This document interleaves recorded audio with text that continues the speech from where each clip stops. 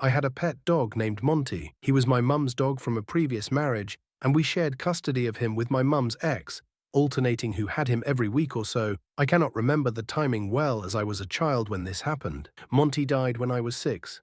I was in the room when he died and witnessed the whole thing. From his last breath to him lying on the floor motionless with his eyes open, staring at me. It is a sight I do not think I will ever forget. I am not sure how long after his death this happened, but I know it was at least a few weeks. However, it is a night I will never forget. The night started as normal. I had tea, went up to bed, and fell asleep. I woke up sometime past midnight. This I knew as both my parents were asleep, and my dad came to bed much later than my mum and I.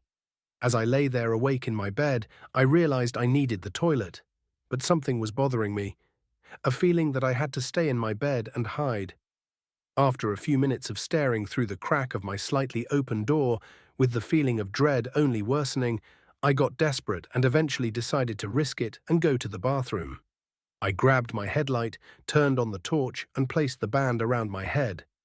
Taking a final look before pulling back my duvet and jumping off my bed onto the cold wooden floor, I headed to the bathroom. Once I had finished, I washed my hands and dried them off. On my way out of the bathroom, I closed the door slowly and quietly, not wanting to make much noise, when the horrible feeling returned full force. I remember turning around with the light of my torch facing the stairs when I saw a figure so black it was like a void. It was moving up the last steps and onto the hallway.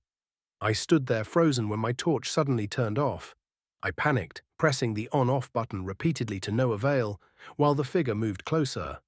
It looked like it was on all fours, and the outline was that of my departed dog, but at the same time it was constantly changing shape, almost like a blob of water trying to stay together. Even though I had no light, I could see the figure moving, like a shadow of darkness itself. The figure was reaching the gate, getting so close, while I was still frozen like a statue from fear.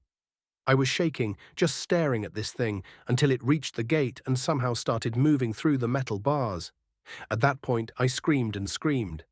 I was screaming so loud, I did not hear my mum get out of bed and open the door. She turned on the light and pulled me into her arms. I was just a crying, shaking mess. "Monty," I shouted as I pointed down the hall. "There's nothing there, Erin," she said, trying to soothe me. "There's nothing there." Confused, I pulled back slightly to look for myself, and she was right. The figure had gone. At that moment, my torch came back on, and the feeling of dread started to subside. Everything was silent and calm. To this day, I do not know what I saw, but something is telling me it was not my dog.